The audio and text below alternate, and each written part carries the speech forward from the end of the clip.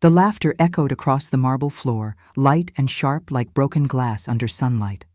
I stood still, near the entrance of the Palm Coast Grand Hotel, watching my own family walk away without a glance. The irony was perfect. They didn't know I had paid for it all. Every room, every meal, every fake smile.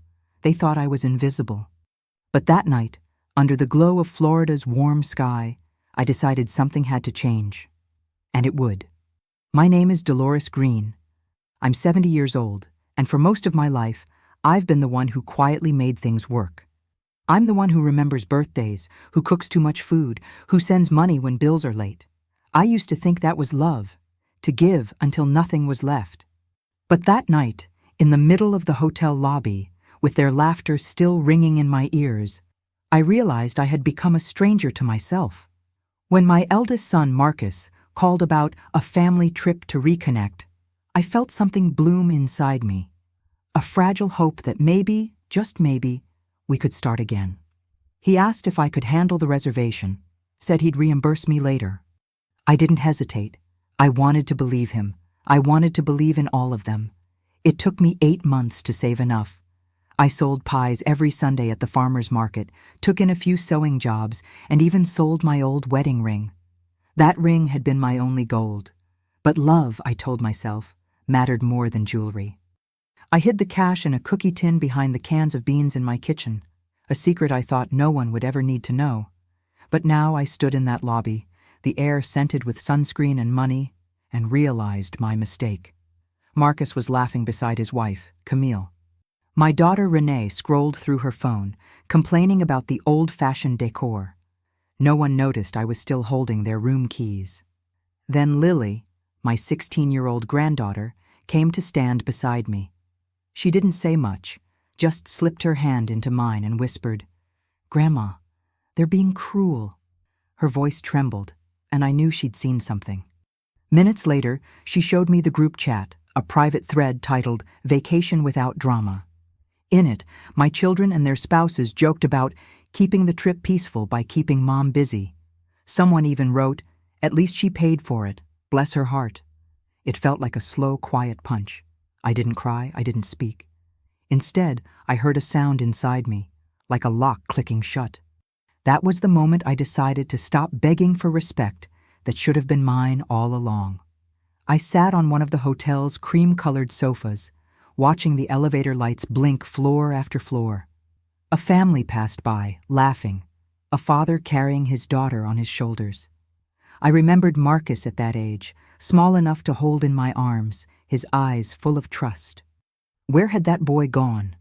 What had life done to him, or to me, that made him forget the hands that raised him? A woman at the front desk smiled politely. "Can I help you, ma'am?" she asked. "Yes," I said. My voice was calm, steady, the kind of calm that comes right before a storm. "I just need a copy of all the reservations under my name." She printed the papers and handed them to me. Each page felt heavier than its weight, proof that I had built this vacation from nothing, and proof that I could take it all back. Later that evening, as the sun dipped into the Atlantic, the light turned the water bronze and forgiving. I sat outside on a wooden bench, the air warm against my skin. Lily came to sit beside me, quiet again. I looked at her and smiled. "They think they left me," I said softly, "but they just gave me the space I needed." That night, for the first time in years, I slept deeply. Tomorrow would come, and I would no longer be the woman they pitied or used. Tomorrow, I would be someone they finally saw, even if it was too late. Tell me, where are you watching from tonight? Leave a comment, share your thoughts, and don't forget to subscribe. Sometimes taking back your dignity starts with one quiet decision. The call came on a quiet Tuesday night. I was folding towels still warm from the dryer, the kind of ordinary task that fills the silence. When my phone lit up with Marcus's name, my heart jumped before I could stop it. It had been weeks since I'd heard his voice. "Hey, Ma," he said, soft and casual, like he used to when he was still kind. "How are you holding up?" Something in his tone made me smile, a muscle memory more than joy. "I'm fine, baby. Just keeping busy," I said. He chuckled. Still selling those pies? Yes, I answered, careful not to sound proud or tired. They sell out every Sunday. There was a pause, one of those pauses that carry too much. Then came the pitch, smooth, rehearsed. Listen, we've all been talking. Camille and I, Renee too. We thought it might be nice to do something together. A family trip. Somewhere sunny. You know, to reconnect. The word reconnect hung in the air like perfume. Sweet, deceptive. I almost didn't trust my own happiness when it bloomed in my chest. That sounds lovely, I said, clutching the towel tighter. Marcus kept talking, his voice sliding between warmth and convenience. We were thinking Florida, somewhere by the ocean. Camille found this beautiful hotel on the coast, supposed to have amazing reviews. You're better with details than any of us, Ma. Maybe you could handle the reservation. I'll send you the info and I'll reimburse you right after payday. I nodded even though he couldn't see me. Of course, sweetheart. I can do that. He thanked me too quickly, a sign I missed until much later, and ended the call with a cheerful, "Love you, Ma." When the line went silent, I stood there, surrounded by folded towels that suddenly felt like promises I shouldn't have made. That night, I opened my old laptop, its screen flickering like a candle. The hotel looked perfect. White balconies, palm trees bending toward the sea, smiling families in linen clothes. I imagined us there, laughing, finally talking. Maybe they'd see me again, not as a burden, but as their mother. The next morning, I went to the bank. The teller smiled. The air smelled faintly of coffee and paper. I withdrew my savings in cash, small bills that had taken months to gather. Then I walked to the pawn shop at the corner. The owner recognized me. "Back again, Miss Greene?" he said gently. I took off my wedding ring, the thin band that had survived 50 years and too many storms. I didn't let my hand tremble. "For something important," I told him. He nodded, no questions asked. When he placed the cash on the counter, I didn't see money. I saw love, faith, maybe a second chance. Back home, I opened the cookie tin behind the cans of beans. Inside was the life I'd been saving one pie at a time. I counted the bills, whispering to myself as if the numbers were prayers. When the total matched the cost of the family trip, I smiled for the first time in weeks. 2 days later, I called Marcus to confirm. He sounded distracted. "That's great, Ma. You're the best," he said over background noise. Laughter, music, someone calling his name. "Just send me the booking details when it's all done." That little ache behind my ribs returned, but I brushed it away. "I will, baby," I said. When I hung up, I sat by the window watching the Florida lights spill across my kitchen table. Dust floated through it like tiny ghosts of all the times I'd believed too easily. The week before the trip, I packed my bag neatly, dresses folded, sensible shoes, the good scarf I wore to church on Easter. Lily called one evening, her voice bright. "Grandma, are you excited?" "Yes, darling," I said. "More than you can imagine." She hesitated. "Mom says you're handling all the rooms.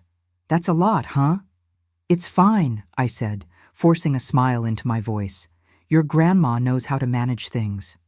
But that night, while I checked the confirmation email from the hotel, a small unease stirred in my stomach.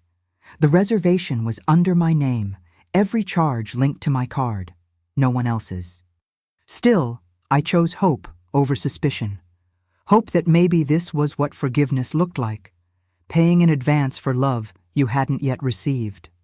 The morning of our departure, I stood at the station with my suitcase, feeling both proud and foolish.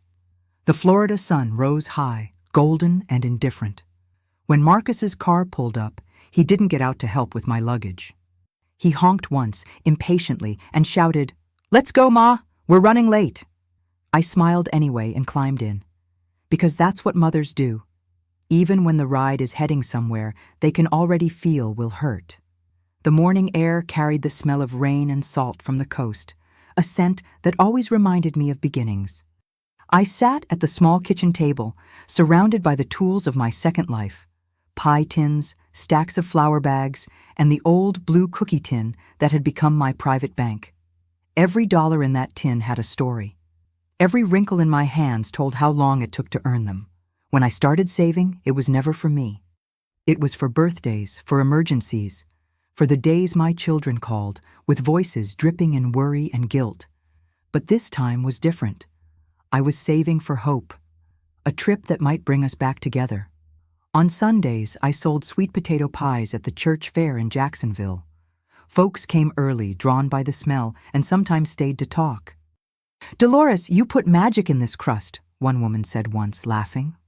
I smiled, thinking if only she knew how much prayer was needed into it. The money I made was never much, but steady. A few bills folded in my apron pocket, the rest hidden deep in my purse until I got home. Each night, I'd slip into the kitchen quietly, open the cabinet where I kept the beans, and reach behind them for the tin. Inside, the bills were soft and warm from my hands, layered between old grocery receipts. I'd whisper to them like children asleep, "You'll make us a family again." The first few months went slowly. There were nights when my knees ached too much to bake, mornings when the Florida heat made the dough sweat before I could roll it. Still, I worked, because the dream was louder than the pain.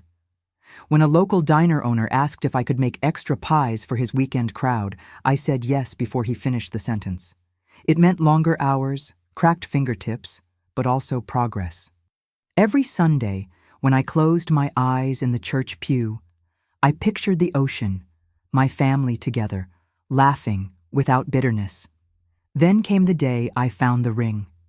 I was cleaning out a drawer, looking for something to sell at the yard sale, when the little velvet box fell open. My wedding ring, thin, worn, but still shining like forgiveness. I held it for a long time. I thought of the man who'd given it to me, the promises we'd made before life got hard. That ring had survived hurricanes and heartbreak. But love doesn't live in metal.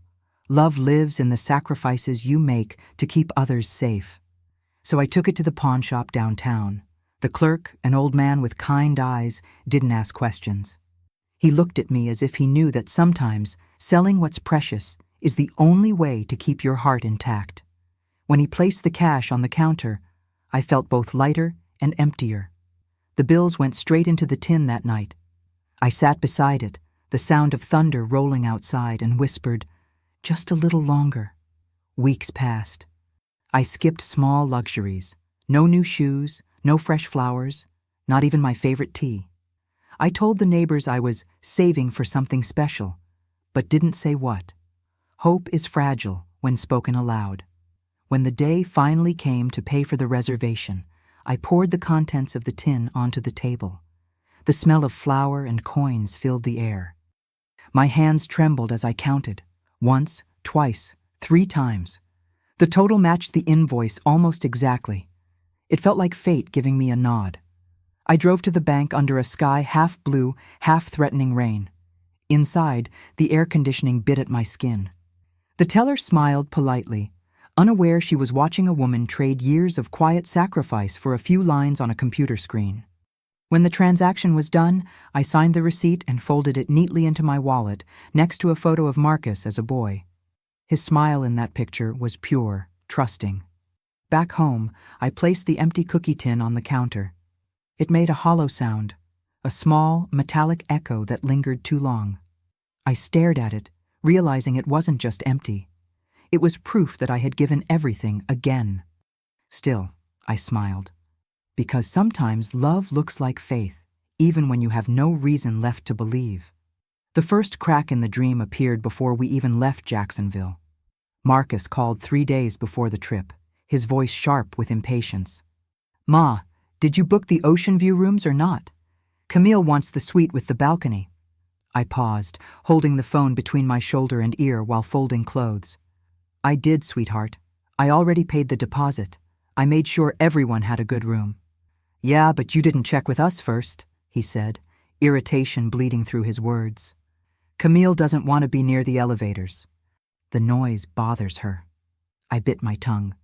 The noise bothers her? I wanted to say I was the one who hadn't slept properly in months, worrying about making everything perfect. But instead, I just said, "I'll see what I can do." "Thanks, Ma," he said, already distracted. "You're the best." Then the line went dead. I stood there, phone in hand, feeling something I hadn't felt in years, that cold sting of being useful but unseen. 2 hours later, my daughter Renee called. "Mom," she began, in that clipped tone she used when she thought she was being polite. "Did you make sure the hotel has vegan options? Trevor doesn't eat anything that used to breathe." I looked at the empty pie crust cooling on the counter. "I'll call and ask," I said. "You should have done that before booking," she replied, a sharp little laugh hiding in her voice. "You always rush into things." When the call ended, I sat in silence, the smell of baked crust filling the kitchen. My hands were trembling. The first tears didn't fall, not yet. I was still holding on to hope that these were small things, fixable things. But hope can be cruel when it insists on staying. That night, Lily came over after school. She kicked off her sneakers by the door and looked at me. "Grandma, what's wrong?" "Nothing, baby," I said too quickly. "Just tired." She frowned. "Mom said you forgot to send her the hotel address." "I sent it yesterday," I said.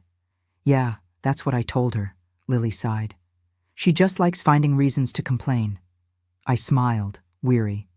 "You shouldn't talk about your mama that way." "She shouldn't talk to you that way," Lily answered softly. The house was quiet for a long while after that. I kept folding. She kept scrolling through her phone. Outside, thunder rolled in the distance, that low growl the Florida sky makes when it's deciding whether to break. The next morning, I called the hotel to double-check the reservations. The manager, a polite man named Robert, confirmed everything was in order. "All rooms under your name, Mrs. Greene," he said. That phrasing, "under your name," echoed in my chest. I asked him to email the confirmation again. When it arrived, I read it twice. Every charge, every room, every meal plan, all on my card. No one else's. A strange chill crawled up my spine, but I shook it off. "They'll pay me back," I told myself. They promised. On the day of departure, Marcus and Camille arrived late, arguing about luggage. Renee and Trevor followed, both scrolling on their phones, barely looking up. I smiled through the chaos, telling myself it was just family noise. At the airport, when the clerk asked for payment confirmation for the hotel transfer, Marcus looked at me and said, "You've got that right, Ma?" It was the tone that did it. Not a question, not gratitude, just expectation. As if it were written somewhere that I was responsible for making life easy for them. I nodded slowly. "Yes, I've got it." He turned away before I finished the sentence. On the plane, I watched clouds drift by and thought about all the years I'd spent believing that love meant being needed. Maybe that was the lie that kept me obedient. When we landed in Palm Coast, the air was thick with salt and sun. The hotel shimmered ahead, tall and white, the kind of place I'd only ever seen on postcards. The doormen smiled, the bellhop reached for the bags. For a moment, I let myself feel proud. I brought us here. But pride can't survive long in the company of people who don't respect you. At the check-in desk, Marcus stepped forward, smiling too widely. "We're the Greene family," he said, motioning toward me. "She'll handle everything." The clerk nodded and asked for my ID and card. I slid them across the counter, my fingers stiff. Out of the corner of my eye, I saw Camille whisper something that made Renee laugh. The sound sliced through me like thin glass. I told myself to breathe, to stay calm. The vacation was just beginning. There was still time to fix what was broken. Or so I thought. The drive from the airport to the hotel took less than an hour, but it felt longer. The road wound along the Florida coast, sunlight flashing against the water like silver knives. Marcus kept the radio loud. Camille hummed tunelessly, and I sat in the back seat beside Lily, my hands folded neatly in my lap. Every time I tried to speak, my words were drowned out by laughter or music. When the hotel finally came into view, it rose like a postcard, white balconies lined with palms, glass doors reflecting the ocean. I felt a swell of pride. I made this happen. For a second, I almost forgot how tired I was. As we pulled into the driveway, a valet opened Marcus's door first. He stepped out, stretching, then gestured lazily toward the back. "You can grab Mom's bag, too," he said, not even looking at me. The young man nodded, polite but unsure, and lifted my worn suitcase from the trunk. I wanted to tell Marcus to stop, to treat me with the respect he'd show a stranger. But I didn't. Old habits die slow. Inside, the lobby shimmered. Marble floors, soft jazz, air conditioning cold enough to sting the skin. Families moved around us in bright resort clothes, their voices bubbling with excitement. I could almost pretend we were one of them. But then Camille leaned close to Marcus and whispered something. He laughed, short and sharp, like he was spitting out a seed. Renee joined in, shaking her head. I didn't hear the words, but I didn't need to. The tone was enough. At the reception desk, the clerk smiled. "Welcome to the Palm Coast Grand. Name, please?" Marcus motioned toward me. "All under her name." The clerk turned to me expectantly. "Of course, Mrs. Greene." I reached for my purse, my fingers brushing the edge of my wallet. "Yes," I said, forcing calm into my voice. "It's all prepaid." The clerk confirmed it quickly, printing receipts and handing them to me. Marcus didn't glance at them, didn't even ask. Camille and Renee were already talking about spa appointments. I caught my reflection in the lobby mirror. A woman standing still while her family rushed ahead, the weight of invisible years pressing on her shoulders. I smiled at myself because crying here would have been a kind of defeat. "Come on, Ma," Marcus called. "You're holding up the line." I nodded and followed, each step measured, each breath controlled. The bellhop guided us toward the elevator, his cart stacked high with luggage that wasn't mine. When the doors opened, they rushed in, laughing, already talking about dinner reservations. I was the last to step inside. As the elevator rose, Camille looked at her phone, then turned to Marcus. "Oh, by the way, we decided we'll do our own thing tomorrow. You and I need some couple time." Marcus nodded easily. "Yeah, Ma, you can hang out with Renee or Lily. We'll see you later." It was as if the trip I'd spent months paying for had already left me behind. When the elevator doors opened again, I followed them down the carpeted hall. The air smelled faintly of coconut lotion and new paint. The ocean glimmered outside the wide windows, beautiful and unreachable. Marcus handed out key cards like a game show host. "Camille and I are in 504, Renee and Trevor in 506, Lily with you in 508. I looked at him, surprised. "With me?" "Yeah, figured it made sense," he said, already turning toward his door. Before I could reply, Renee laughed. "Don't worry, Mom. We'll give you some peace and quiet." The words stung because they weren't kind. They were dismissal, disguised as generosity. When Lily and I entered our room, she dropped her bag on the bed and sighed. "It's nice," she said softly, glancing at me. "But they shouldn't treat you like that." I smiled faintly, brushing her hair from her face. "Don't you worry, baby." "Some lessons take time to teach," she frowned. "What does that mean?" "It means," I said, turning toward the window, "I've been silent a long time. But silence doesn't mean I don't see." Outside, the waves rolled endlessly against the sand, patient, unstoppable. I pressed my hand against the glass, the coolness anchoring me. I had brought them here out of love, but standing in that room, I felt something shift. It wasn't anger yet, not quite. It was awareness, sharp, clear, like the sunlight cutting through the water. And I knew, deep down, this trip wasn't going to heal anything. It was going to show me the truth I'd been too afraid to face. It was late afternoon when the illusion began to crack for good. The Florida sun was beginning to fade, laying gold over the ocean, and Lily sat cross-legged on the bed, scrolling through her phone with a frown too heavy for her age. I was unpacking slowly, hanging dresses that had been ironed twice, smoothing out wrinkles like I could erase years of disappointment. Then she said it, soft, hesitant. "Grandma, can I show you something?" I turned, expecting a photo, maybe a video, but her eyes looked different. Sorry eyes, scared eyes. She bit her lip and held out the phone. I wasn't supposed to see it. It popped up on Aunt Renee's iPad when I went to grab it. On the screen, I saw a group chat. The title hit first, "Vacation Without Drama." My stomach tightened. Lily scrolled slowly, her thumb shaking. "They talk about you here." At first, I didn't believe her. I leaned closer, and then I read. Camille. We just need to keep her busy. Maybe she can do some of the cooking if the suite has a kitchen. Renee. Please no. Let's not spend the trip babysitting guilt. Trevor. I just hope she doesn't start crying. That would ruin everything. Marcus. Chill, it's fine. At least she paid for it. Bless her heart. Each line burned deeper. I could almost hear their voices, jokes built on the bones of my sacrifice. Lily whispered, I told you not to come, Grandma. They don't deserve you. I didn't answer. I couldn't. The words on the screen blurred until they became shapes of betrayal. I sat down slowly on the edge of the bed, my breath caught somewhere between a sob and a laugh. Bless her heart. That phrase, I'd heard it all my life. Sweet on the surface, cruel underneath. The southern way to stab someone politely.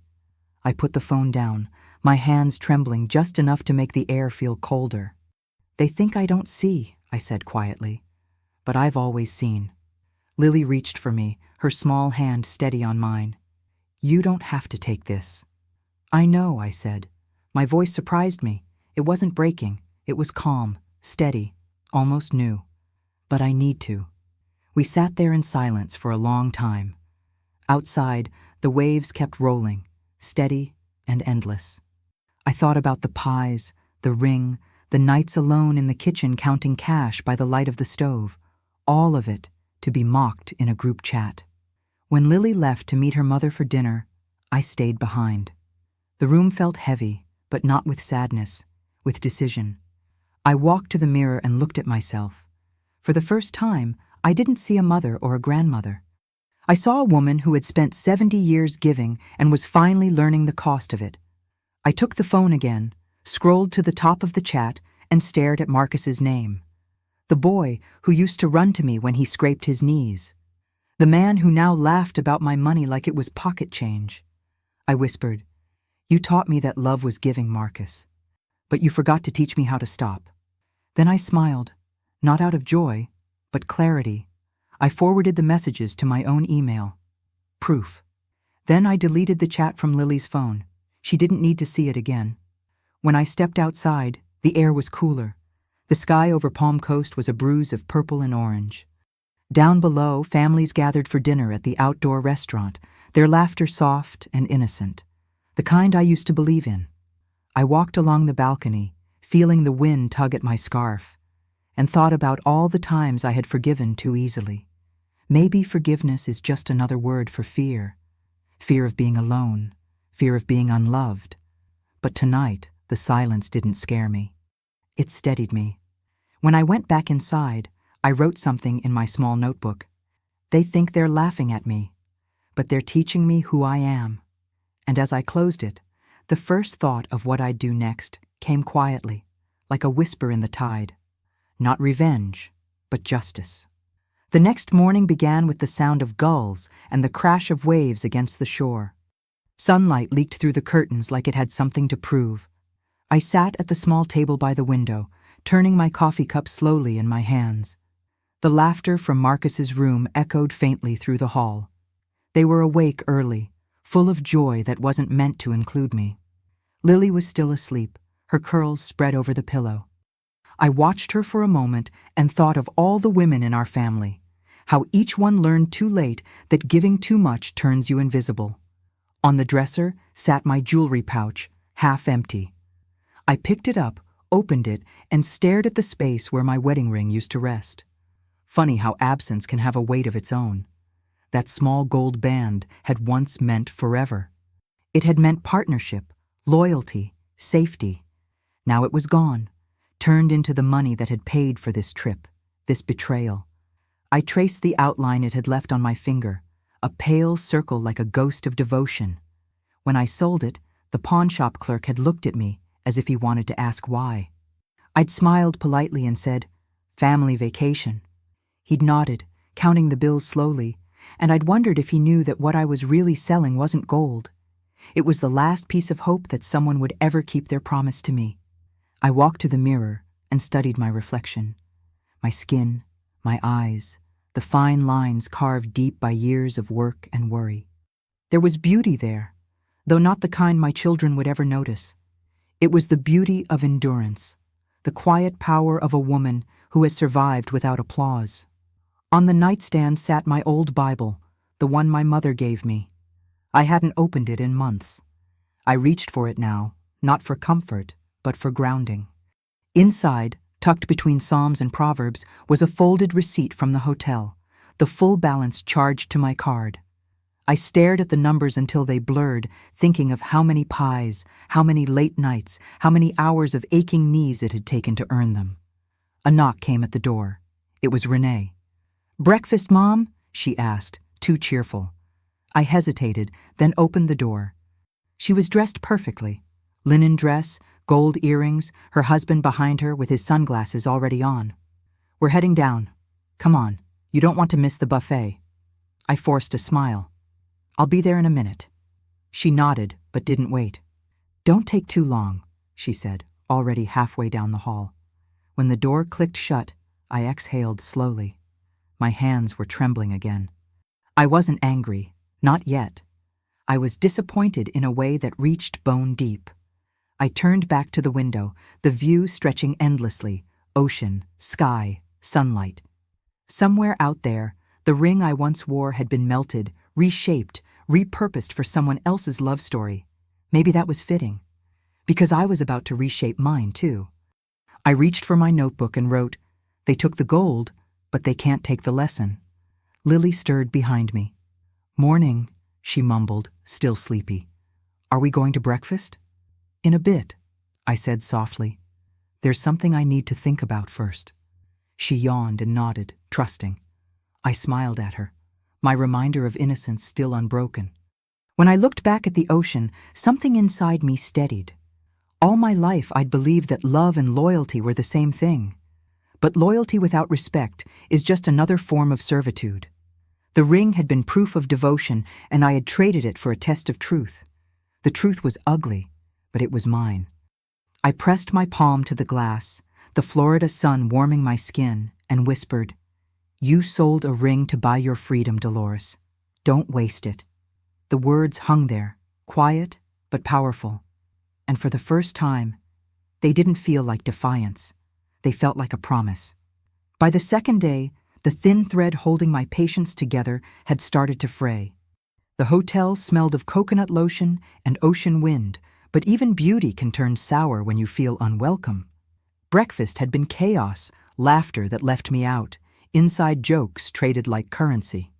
Marcus and Camille sat close together, scrolling through their phones. Renee argued with Trevor about where to shop. No one noticed I hadn't eaten. My plate was still full when the waiter came to clear it. "Everything all right, ma'am?" he asked quietly. I smiled the kind of smile women my age learn to wear. "Everything's fine, sweetheart." But it wasn't. When we stepped outside after breakfast, the heat pressed against my chest like a weight. Marcus tossed me the car keys. "We're taking the other car, Ma. You can keep this one." "Maybe take Lily to see the boardwalk or something," Camille added. "We'll be gone most of the day. Spa appointment, then dinner with Trevor and Renee. Don't wait up." It wasn't the words that hurt. It was the tone. Flat, dismissive.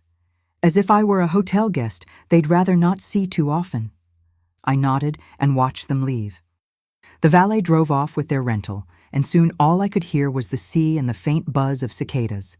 Lily came running from the lobby, holding 2 cones of melting ice cream.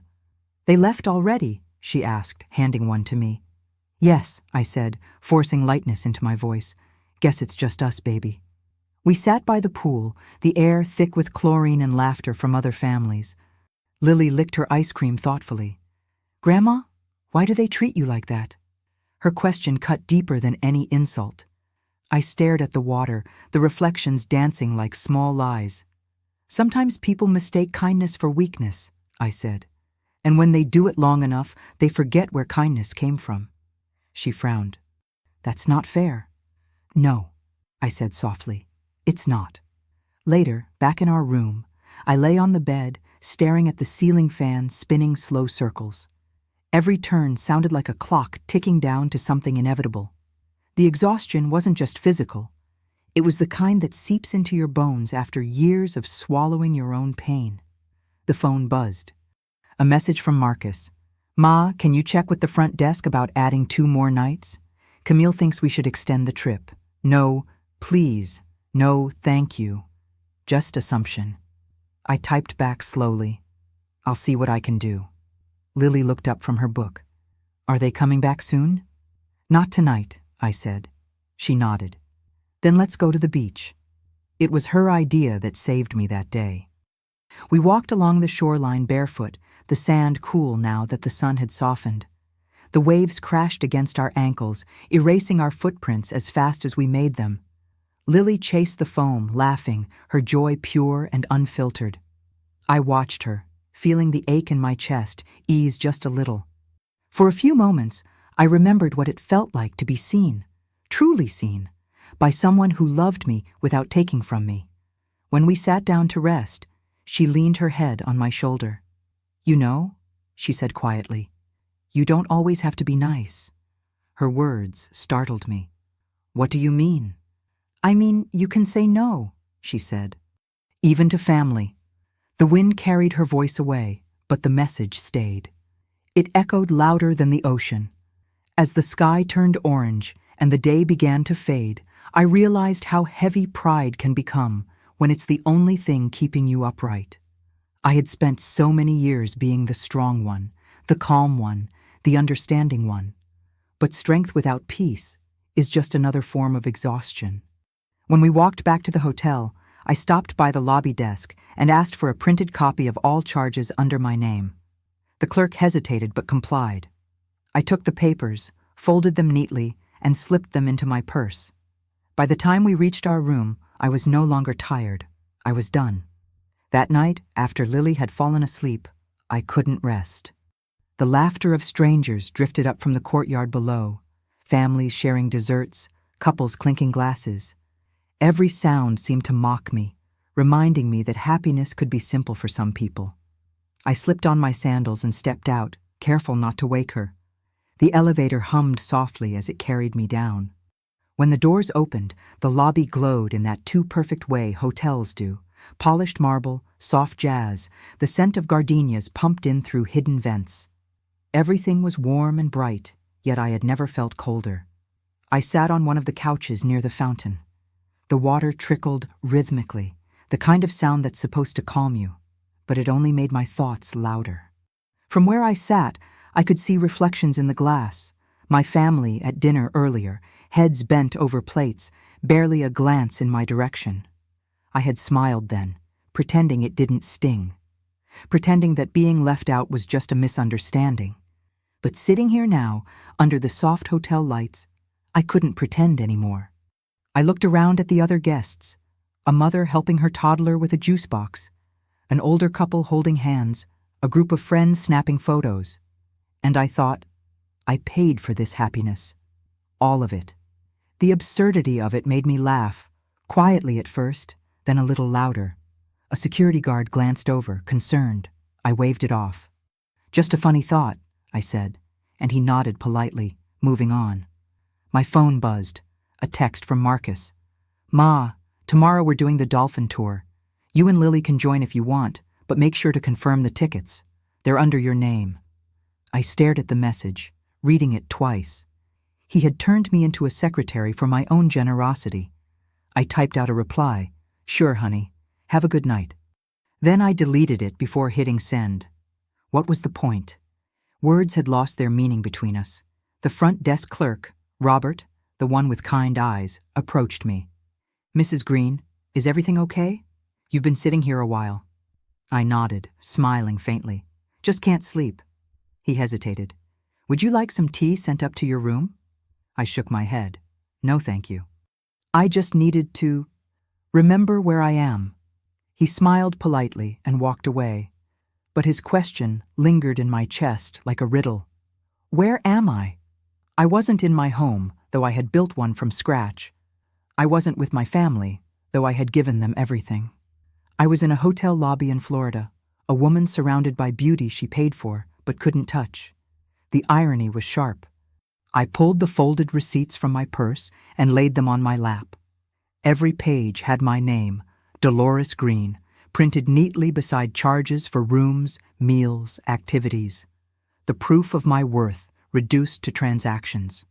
The fountain's rhythm filled the silence. Somewhere above, I imagined Marcus and Camille asleep in a bed paid for with my sacrifices. Maybe they dreamed of tomorrow's adventures, of sun and laughter, of a life where their mother didn't exist except as a card number. My throat tightened. For a long time, I had confused usefulness with love. But usefulness ends the moment you stop giving. Love, real love, doesn't. I folded the receipts again and tucked them back into my purse. My reflection in the glass looked different now. Older, yes, but sharper, clearer. There was a strength in her eyes I hadn't seen before. As I stood to leave, I whispered to myself, "You don't owe them your silence." The words hung in the air like a promise. I walked back to the elevator, the sound of my sandals echoing against the marble floor. With every step, I felt something heavy loosening its grip. In the brightly lit lobby of a hotel I had paid for but didn't belong in, I found a strange kind of freedom, the beginning of my anger. Back in the room, the air was still and heavy. Lily slept soundly, one hand tucked beneath her cheek, the other clutching her stuffed dolphin from the gift shop. I sat by the window, the moonlight spilling across the carpet like milk. The hotel corridor outside hummed faintly with footsteps, laughter, distant elevator chimes, the soundtrack of a life that didn't include me. I opened my notebook, the one I always carried, its pages soft and bent at the corners. Tonight, it wasn't for prayer or memory. Tonight, it was for planning. I wrote one sentence: "Enough is enough." The words looked strange at first, almost foreign. For 70 years, I'd written lists of things to do for others: groceries, birthdays, payments, errands. This was the first time I'd written something for myself. I stared at those 3 words until they steadied me. I took a deep breath and reached for my purse, pulling out the folder of receipts. The pages whispered as I unfolded them: room charges, spa bookings, restaurant bills, all tied to my name. All proof of how invisible I had become. From the next room came faint laughter, Marcus's voice deep and carefree, Camille's high and sharp. I couldn't make out the words, but the tone was enough. I had paid for their comfort, and they were using it to mock me. For a long while, I just listened. To the waves outside, to the pulse of my own heart, to the fragile sound of patience breaking. Then I stood. The night was quiet as I slipped into my sandals and left the room. I didn't take my phone. I didn't take my sweater, just my purse, and the calm that comes when fear runs out. The elevator doors opened with a sigh. The lobby was dimmer now, most of the guests asleep. The night clerk looked up from his computer. "Mrs. Greene," he said softly. "Can't sleep again?" "Not tonight," I answered. "But I need to make a few changes." He straightened, uncertain. "Of course, ma'am. What kind of changes?" I smiled, gentle, polite, practiced. "Room arrangements, billing. Some things need to be corrected." He nodded, professional but cautious. "If you'd like, I can print everything out again." "Yes," I said, "and I'd like to move my room too, something quieter, away from the others." He hesitated. "Is everything all right?" "It will be," I said simply. While he worked, I watched the fountain again. The same steady trickle I'd listened to hours earlier. But it sounded different now, not mocking, steady, focused. When he handed me the papers, I scanned them carefully. "I'll need these reservations separated," I said. "All rooms except mine, canceled by morning. You can move me to another floor." He blinked, surprised. "You're sure?" I nodded. Completely. There was something almost holy about that moment, a peace that didn't come from forgiveness, but from decision. When I returned upstairs, I stood outside Marcus's door for a long time. I could hear their TV still on, the low rumble of a sitcom laugh track. I thought of all the nights I'd stayed awake worrying about him, praying over him, defending him when others judged him. I thought of the little boy he once was, the man he had become, and the woman who had enabled it all. Then I whispered, "Tomorrow, you'll finally learn who I am." I walked back to my room and slipped under the covers beside Lily. The moonlight had shifted, painting the walls silver. My hands trembled slightly as I turned off the lamp. Sleep came slowly, but when it did, it was deep, not from exhaustion, but release. Tomorrow would be the first day in decades that I wouldn't apologize for being myself. Morning sunlight cut through the curtains like a blade, bright and merciless. The ocean outside sparkled, loud and careless in its joy. It was the kind of day built for forgetting. But I was done forgetting. Lily was still asleep when I slipped out of bed. I made coffee in the small machine by the window, its bitter smell grounding me. On the desk sat the folder of receipts and the notepad where I had written my 3-word manifesto. Enough is enough. I stared at it for a long time, tracing each letter with my fingertip. Then I reached for my phone. The call to the bank began like any other. Robotic greetings, waiting music, polite small talk. But the calm in my voice surprised even me. "Good morning," I said when a representative finally answered. "My name is Dolores Greene. I'd like to report potential misuse of my card and to place a hold on all future transactions at the Palm Coast Grand Hotel." The woman on the other end sounded cheerful, unaware she was stepping into the middle of a storm. "Of course, Mrs. Greene. Can you tell me what's happening?" I explained slowly, carefully, how multiple rooms and charges had been made under my name without proper consent. I didn't mention that the culprits were my own children. I wasn't ready to hear the disbelief that would follow. "So you'd like to freeze the card for now?" she asked. "Yes," I said, my tone even. "And I'll need written confirmation sent to my email. No charges approved without my voice authorization." She typed quickly. I could hear the soft rhythm of her keyboard, each keystroke sounding like an erasure of old habits. "Done," she said finally. "You're all set, Mrs. Greene. Anything else I can help with?" I hesitated. "You've already helped more than you know." When I hung up, I sat very still. My pulse was steady, my breathing slow. For the first time in years, I had drawn a line. And it held. A knock sounded at the door. I opened it to find Marcus, wearing sunglasses and a forced smile. "Morning, Ma. We're heading out for brunch. You coming?" I stepped aside just enough so he could see the papers spread neatly on the desk. The receipts, the notepad, the steady hand of someone who had stopped asking permission. "I've got a few things to take care of," I said. "You go on ahead." He shrugged, unfazed. "Cool. Oh, by the way, can you call the bank later? They flagged one of my card payments, said something about fraud." My stomach tightened, but my voice stayed calm. "I'm sure they did." He blinked. "You know anything about that?" I met his gaze for the first time in days. "Marcus, sometimes the things we take for granted stop working when we misuse them." He frowned. "What's that supposed to mean?" "Just that actions have consequences," I said softly. He stared for a moment longer, uncertain, then shook his head. "Whatever, Ma. We'll be back later." When the door closed, I exhaled. My hands trembled for only a moment before settling again. I called the hotel front desk next. Robert answered, his tone polite but wary. "Good morning, Mrs. Greene." "Robert," I said, "I'll need to confirm something. As of now, all charges under my name are to be placed on hold. No additions, no extensions, no transfers." He paused. "Understood, ma'am. Would you like me to note that the cardholder must authorize any changes in person?" "Yes," I said. "Exactly that." I hung up and leaned back against the chair. The sun poured through the window, hot and relentless, but for the first time, it didn't burn. It felt clean.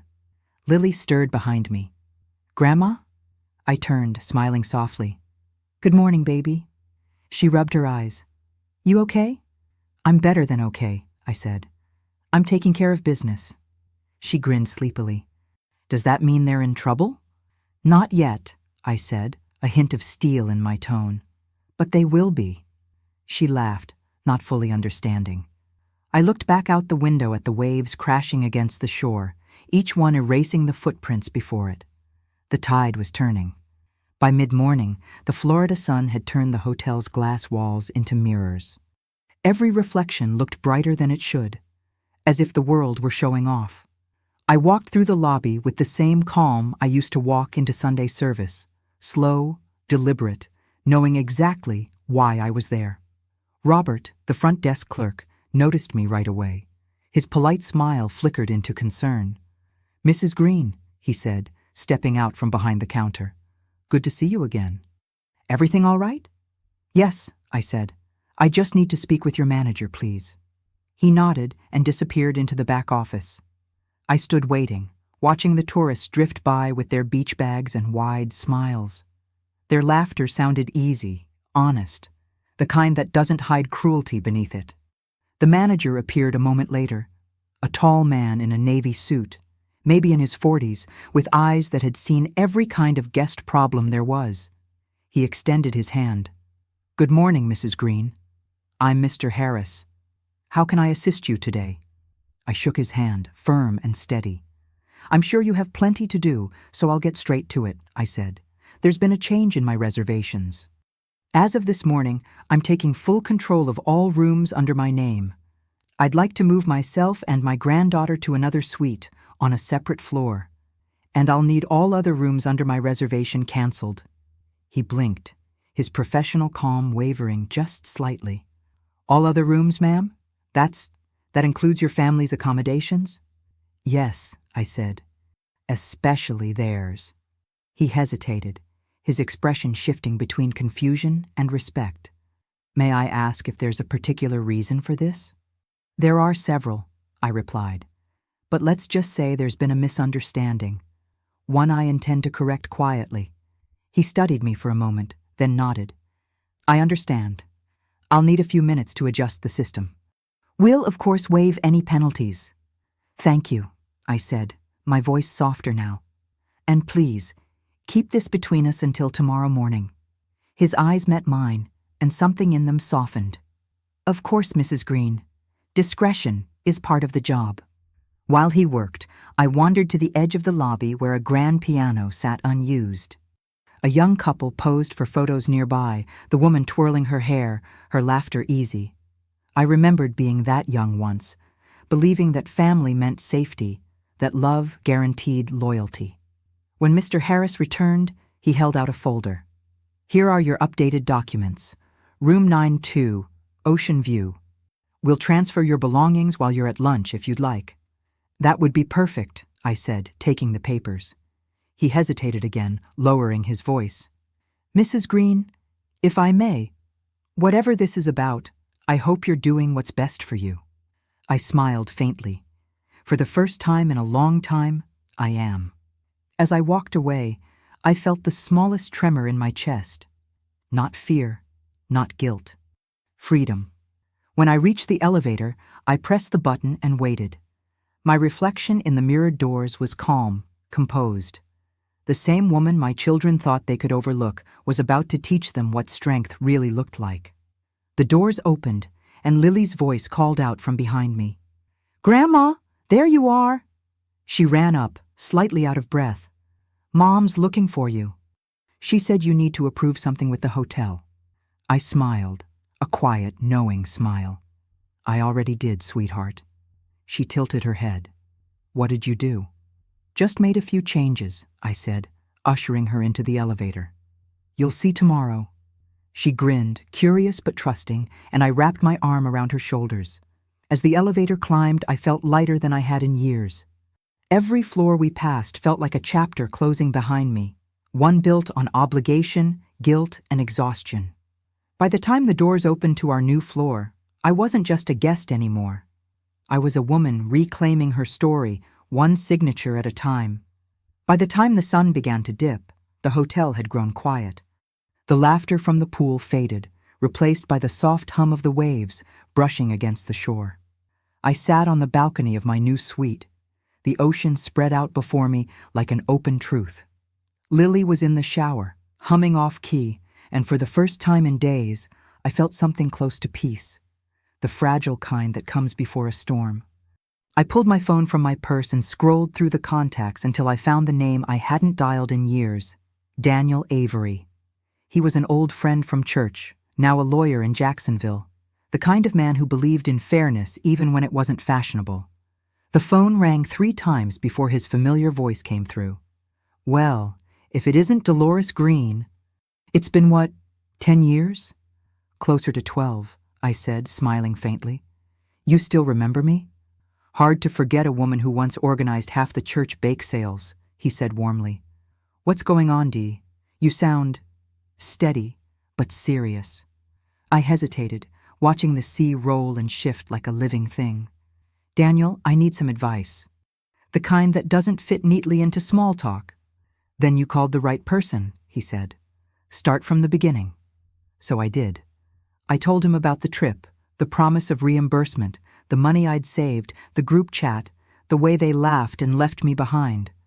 I spoke quietly but clearly, the words smooth from days of silence.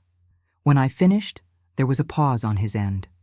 Only the sound of papers shifting. Dolores, he said finally, what your children did. That's not just unkind. That's financial exploitation. It's a form of elder abuse. The phrase made me flinch. Elder abuse. The words felt heavy, foreign, too large to fit the image I had of myself.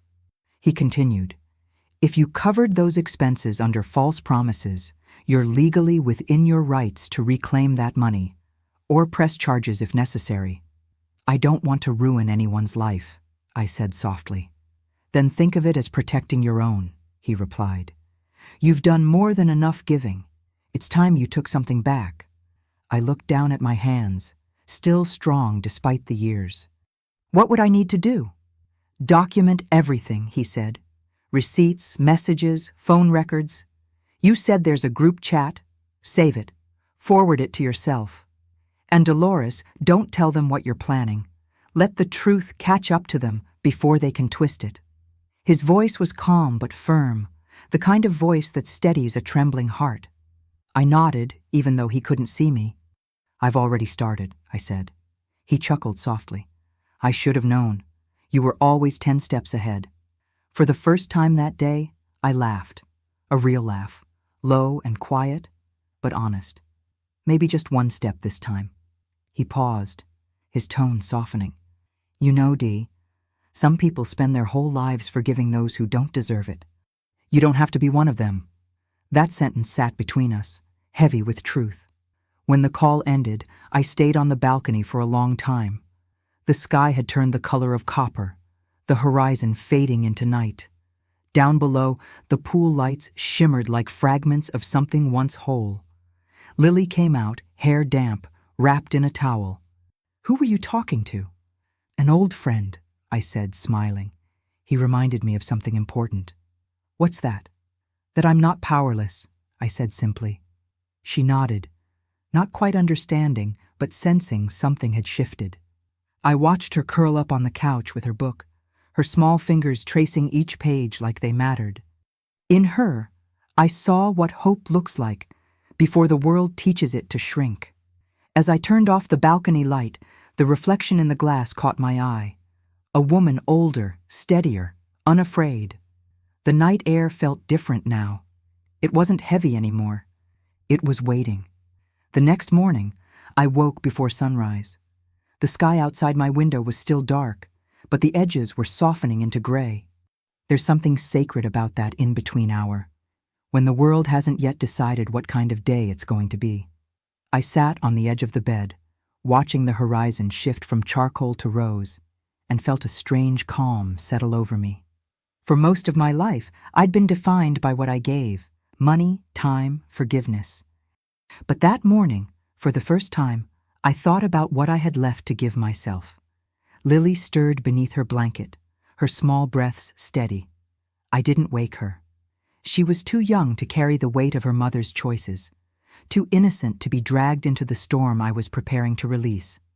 I dressed quietly, a light blouse, soft slacks, the kind of clothes that don't draw attention but make you feel put together. When I looked in the mirror, I didn't see a tired woman. I saw someone waiting for her moment. By 7, I was downstairs in the lobby, coffee in hand. The staff greeted me with polite smiles, unaware that the polite grandmother they'd seen for days was about to turn the story upside down.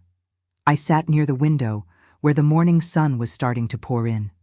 Every reflection of myself in the glass seemed sharper, clearer, as if the light was showing me who I'd been hiding all along.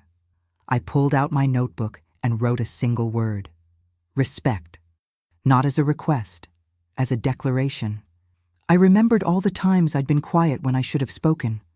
The birthdays they forgot, the holidays they canceled, the phone calls that never came, the apologies I'd whispered to keep the peace, even when I wasn't the one who'd done wrong. That life, that quiet, compliant version of me, ended today. When Marcus and the others came down for breakfast, I watched them from across the room. They looked so comfortable, so certain of their place in the world. Camille adjusted her sunglasses even indoors. Renee was already complaining about the service. I didn't approach them. Not yet. I just observed. Marcus spotted me first. He waved, casual, dismissive, like a man greeting a helpful employee. "Ma, there you are. You didn't confirm the dolphin tour yesterday." I met his gaze and smiled, calm, deliberate. "I didn't," I said. "And I won't." He frowned, not sure he'd heard correctly. "What do you mean?" "I mean," I said, standing slowly, "you'll be handling your own plans from now on." Renee laughed under her breath. "Mom, don't start being difficult. We're just trying to enjoy the vacation." Her tone might have broken me once, not today. "Difficult?" I said, stepping closer. "You haven't seen difficult yet." They exchanged glances, confused, slightly alarmed. I could almost see them calculating how much control they were losing. Marcus opened his mouth to speak, but I raised a hand. "No," I said firmly. "You've had your turn to talk. Now, you'll listen." For a heartbeat, the entire lobby felt still.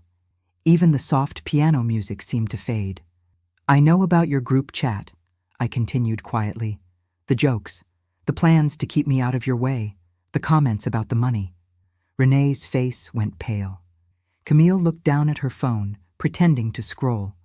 Marcus tried to laugh, but it came out hollow.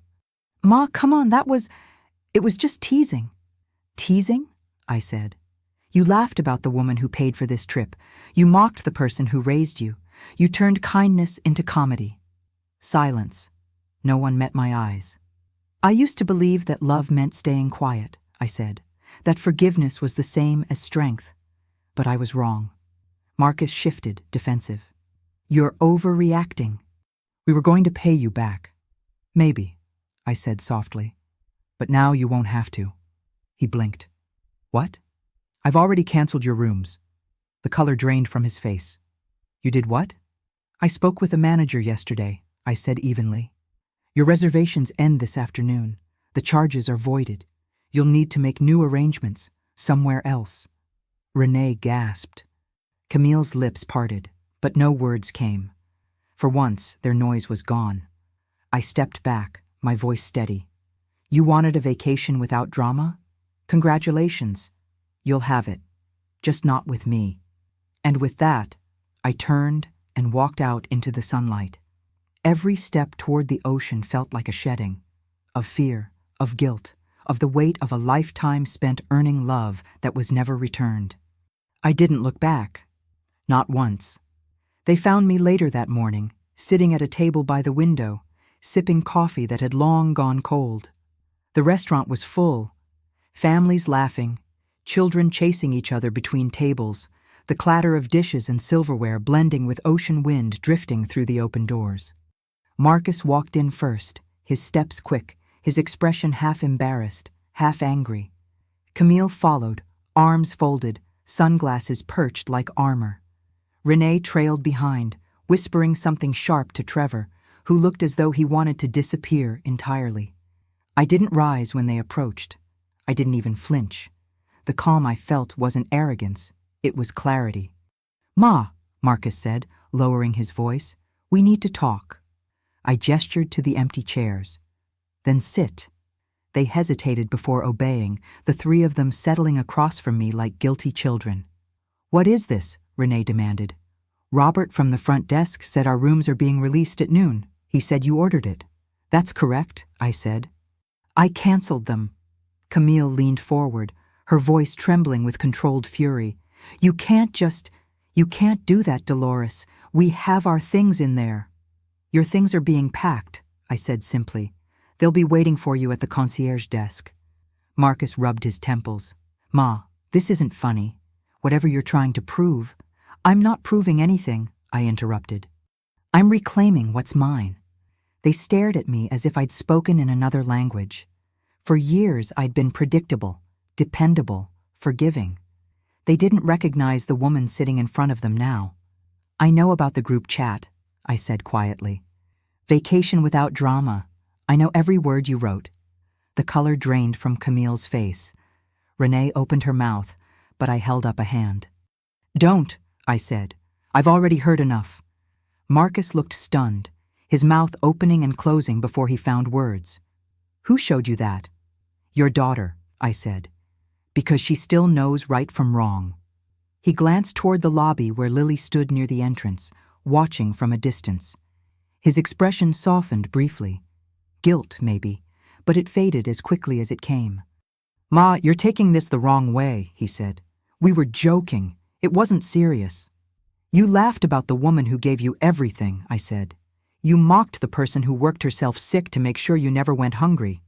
"Tell me, Marcus, when exactly did I become a punchline?" He looked down, unable to answer.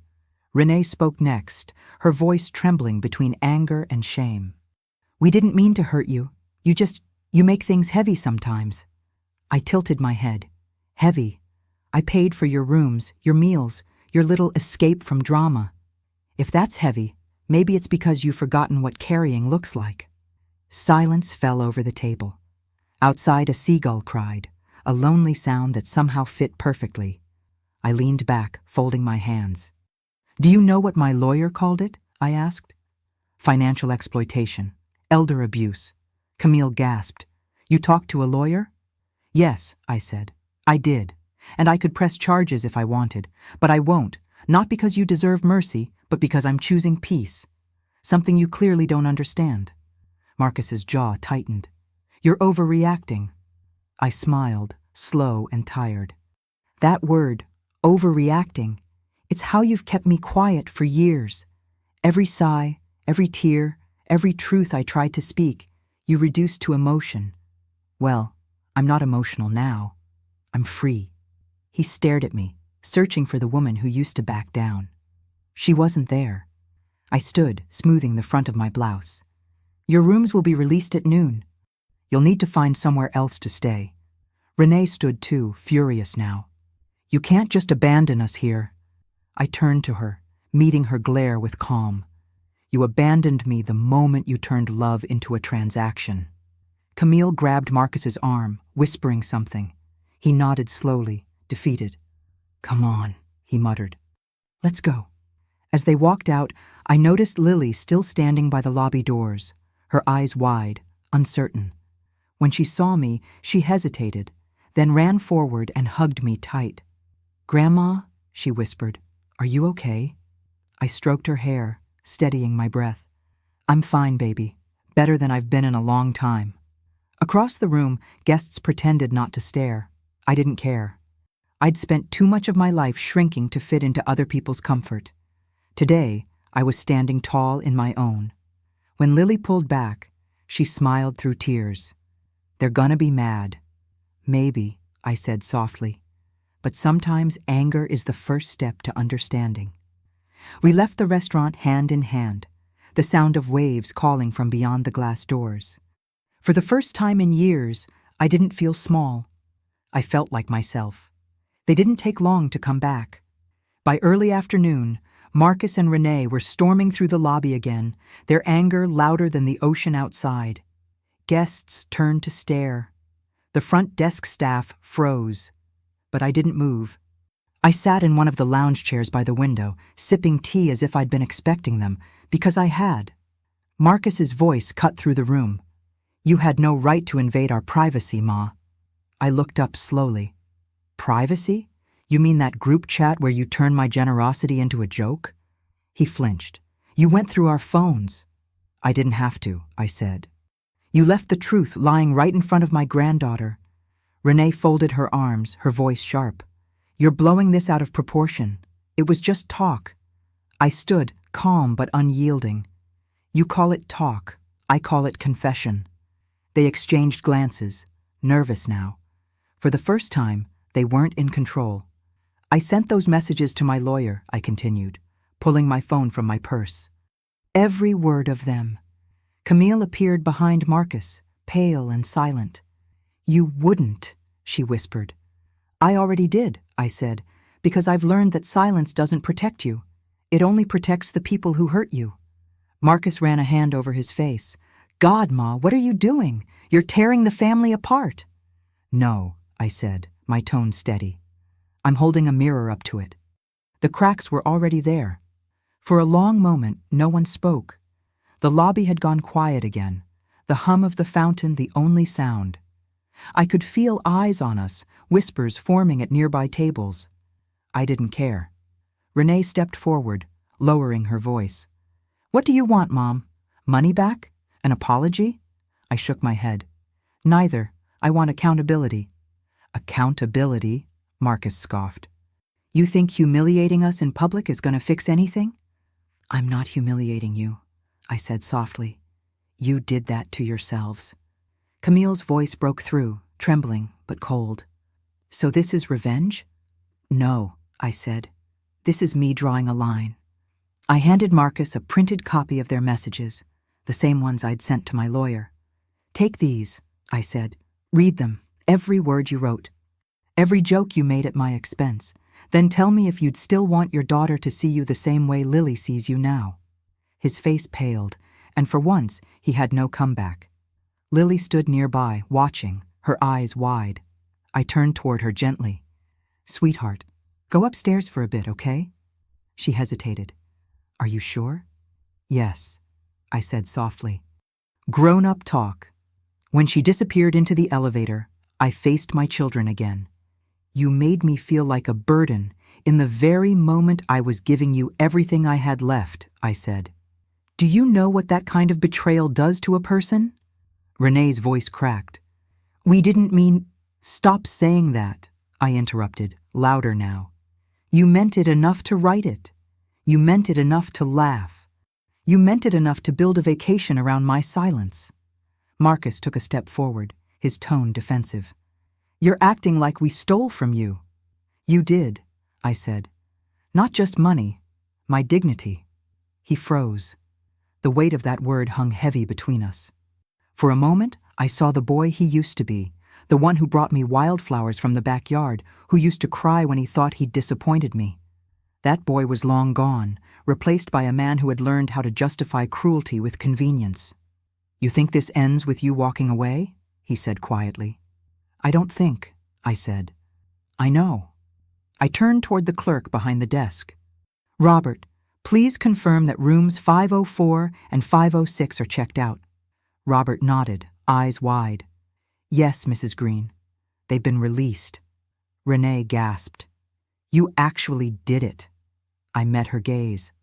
I did. Camille muttered something under her breath and stormed toward the exit, dragging her suitcase behind her. Trevor followed, silent. Marcus stood frozen for a moment longer before grabbing his own bag. You'll regret this, he said, but his voice lacked conviction. I shook my head. No, son. I already regret staying silent this long. As they left, the automatic doors whooshed open, letting in the sound of the sea, calm, constant, indifferent. I stood there, the quiet settling like a blanket around me. For the first time in decades, I didn't feel small. I didn't feel guilty. I felt whole. The afternoon sun was merciless, turning the hotel's white walls into blinding mirrors. The valet out front scrambled to carry luggage as my family stumbled out of the sliding doors, faces flushed with humiliation. Guests glanced over politely, curious but not cruel, the way people look when they sense a story they shouldn't witness. I stood just inside the lobby, my posture straight, my heart steady. Lily stood beside me, clutching her backpack. She didn't ask questions. She didn't need to. Marcus turned back once, his eyes narrowing. You really did it, he said, his voice a mix of disbelief and wounded pride. Yes, I replied. I did. You've embarrassed us, Camille snapped. In front of everyone. I tilted my head slightly. I gave you every chance to show respect quietly. You chose to make your lessons public. Renee's voice trembled, sharp as glass. You'll regret this when you're alone, Mom. You think you don't need us, but you do. Her words might have once pierced me, but not anymore. I met her gaze calmly. I've been alone in your presence for years. I gestured toward the open doors, toward the heat and the waiting cars. This is just honesty catching up. Trevor, awkward and uncomfortable, mumbled something about calling an Uber. Camille grabbed his arm, whispering furiously. Marcus dragged his suitcase toward the curb, muttering under his breath. Robert, the front desk clerk, approached quietly. Mrs. Greene, he said, keeping his tone neutral. Their accounts have been closed. Would you like us to escort them off property? I shook my head. No need. They know the way out. Marcus turned, his voice breaking between anger and shame. You've changed, Ma. I looked at him for a long time. No, I said softly. I just remembered who I was before you forgot. The silence that followed was louder than any argument. Even the lobby music seemed to hold its breath. Renee stepped closer, tears shining in her eyes. You're doing this because you're hurt.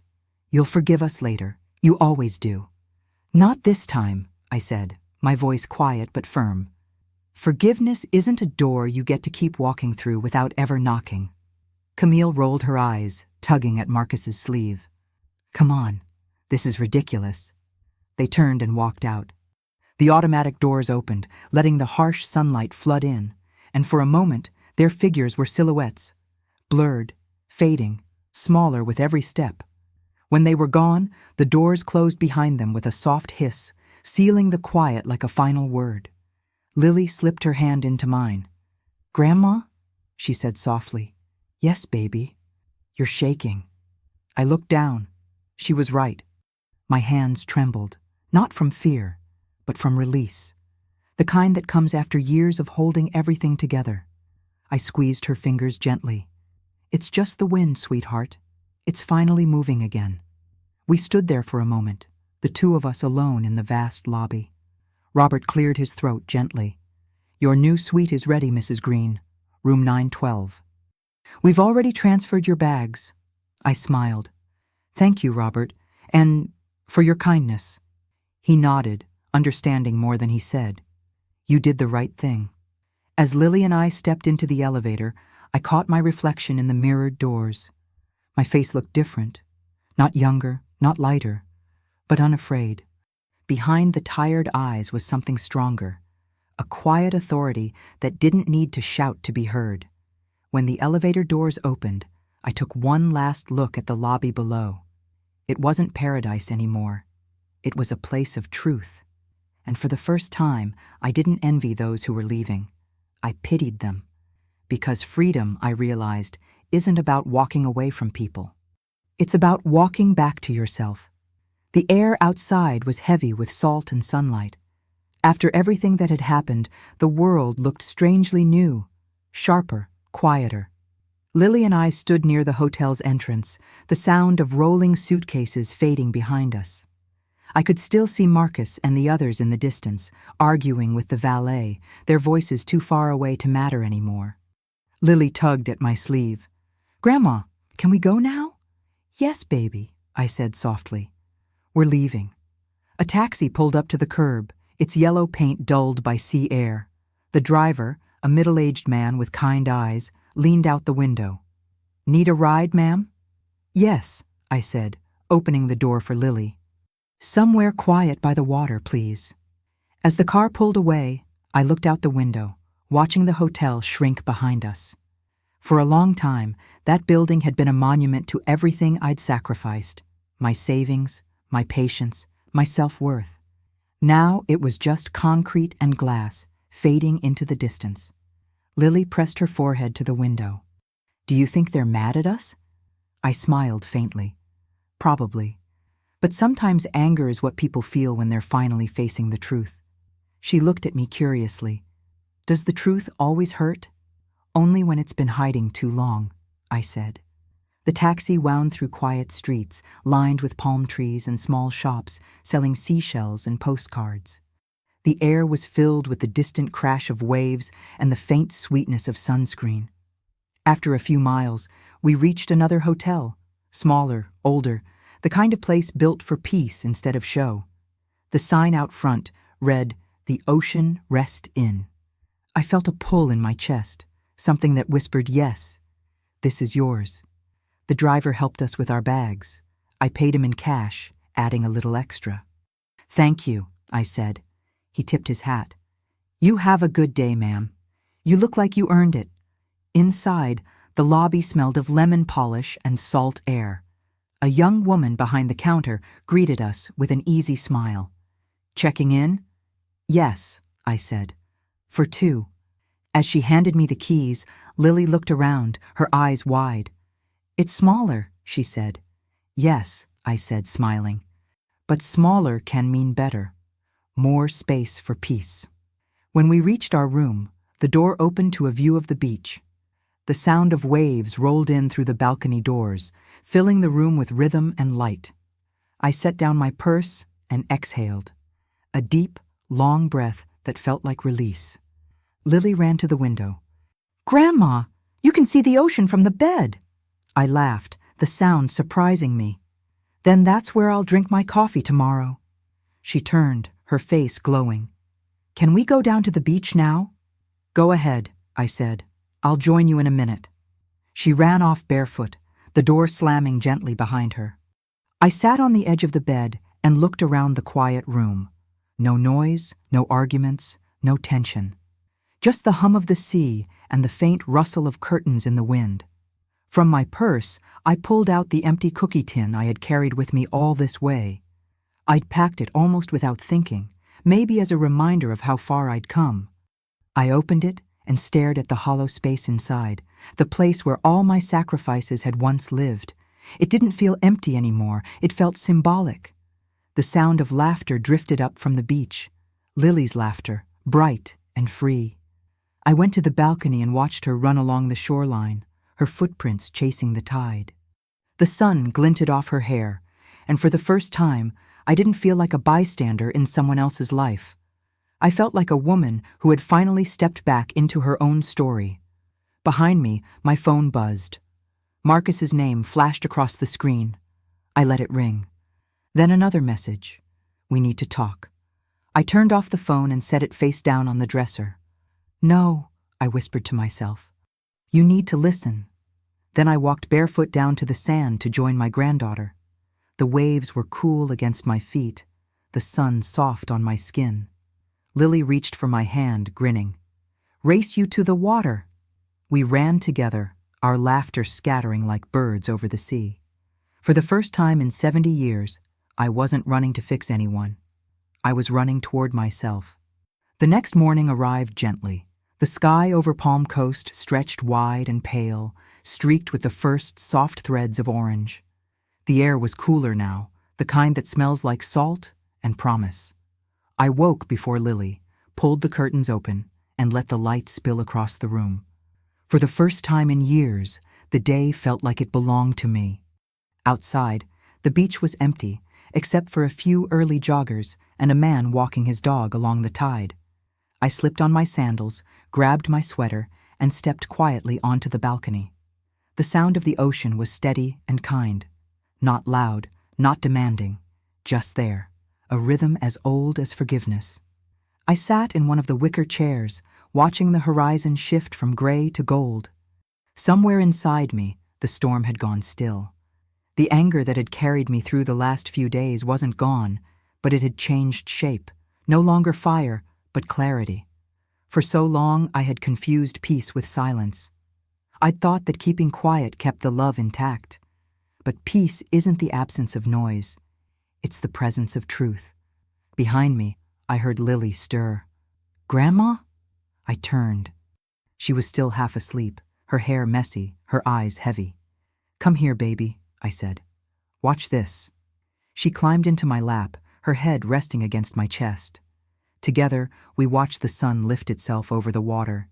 The light spread slowly, touching everything, the waves, the sand, the small fishing boats drifting in the distance. "It's so pretty," she whispered. "It is," I said. "Every morning is a new chance to start over. You just have to take it." She looked up at me. "Are you starting over too?" I smiled. I already did. We stayed there for a long time, not talking, just breathing in the quiet. Every sound, the cry of a gull, the crash of a wave, the whisper of wind through the palms, felt like a hymn written just for us. When the sun was high enough to warm our skin, we walked down to the beach. The sand was cool beneath our feet, the tide pulling softly at our toes. Lily ran ahead, collecting shells, her laughter ringing through the morning air. I followed slowly, letting my thoughts drift like the waves. I thought of Marcus and Renee, wherever they were now, maybe angry, maybe ashamed. Maybe, just maybe, thinking. I didn't hate them. That surprised me. Hate takes too much energy, and I'd spent enough of my life drained by other people's needs. What I felt now was distance, a healthy kind, the kind that lets wounds breathe. As I walked, I found a shell half buried in the sand, worn smooth by time and tide. I picked it up, turning it over in my palm. Its surface shimmered faintly in the sunlight, flawed but beautiful. That was me now, I thought. Flawed, weathered, but still shining. When Lily came running back, she held out a handful of shells. "We should make something with them," she said. "Like what?" "A necklace, one for you and one for me." I smiled. "That sounds perfect." We sat together on the sand, threading the shells with a piece of string she found in her pocket. Her fingers were clumsy, mine steadier. When she tied the knot, she held it up proudly. "See? Now we match." I slipped the necklace around my neck and felt the cool touch of the shell against my skin. It wasn't gold. It wasn't expensive. But it was the truest thing I'd ever worn. The morning passed slowly, sweetly. The sea breeze lifted the last traces of tension from my shoulders. When we finally walked back toward the hotel, I looked once more at the endless water and thought of all the years I'd lost trying to earn love. The ocean didn't earn anything. It just was, and that was enough. For the first time, I allowed that to be true for me too. That evening, the sky burned gold and violet over the horizon, and the sound of the sea folded softly around the edges of the world.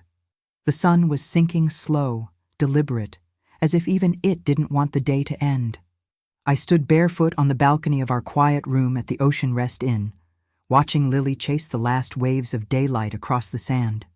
In that light, she looked free, untangled from all the noise, untouched by the weight of what had come before. I thought of how much I'd spent trying to build that kind of peace for others, never realizing it had to start with me. For 70 years, I had been the backbone, the safety net, the voice that soothed everyone but myself. Tonight, for the first time, I didn't feel tired. I felt present. The ocean breeze lifted my hair and brushed against my skin like a benediction. Below, the tide rolled in and out with a sound like breathing, patient, certain, alive. Lily came running back from the beach, cheeks flushed, holding 2 paper cups of lemonade. "Grandma," she said, panting, "you have to see the sunset from down there. It's like the sky's on fire." I smiled, taking a sip. "Then let's not miss it." We walked down together, our sandals dangling from our hands. The sand was cool now, smooth underfoot, still carrying the heat of the day. I let her run ahead again, her laughter threading through the hum of the sea. As I watched her, I realized how quiet my heart had become. Not empty, but peaceful. The kind of peace that comes when you stop asking permission to exist. I thought about Marcus and Renee. I didn't know where they were, or what they were saying about me now. Maybe they were still angry. Maybe they were embarrassed. Maybe, in some quiet moment, they were starting to understand. And maybe they weren't. Either way, it no longer defined me. For the first time in a long time, my worth wasn't hanging on anyone's approval. It was resting in my own hands, steady, weathered, and sure. I sat down on the sand, letting the tide brush my feet, and took out my notebook. The last page was still blank. I wrote slowly, carefully, each word a small vow. You will not shrink again. You will not apologize for surviving. You will choose yourself even when it hurts. You will never trade dignity for love again. I closed the notebook, the wind tugging gently at its cover, and looked at the horizon one last time. The sky had softened to amber, and the first stars were beginning to appear. Shy, but certain. Lily sat beside me, resting her head against my shoulder. "Do you think we'll come back here?" she asked. I smiled. "Maybe, but if we don't, promise me you'll remember this place. Not for what happened before, but for what started here." She nodded solemnly. "I will." As darkness folded around us, the sound of the waves filled the silence. Steady, forgiving. I breathed in deep, tasting the salt, the freedom, the newness of it all. I had lost a ring, a family's respect, and a version of myself that no longer fit. But what I gained was bigger, something no one could take or twist again. My life wasn't ending, it was restarting. And this time, it belonged only to me. I never imagined my story would end like this. Not with anger, not with revenge, but with peace. Real peace. The kind that doesn't come from apologies or explanations, but from finally understanding your own worth. When I look back now, I don't see a victim in that hotel lobby anymore.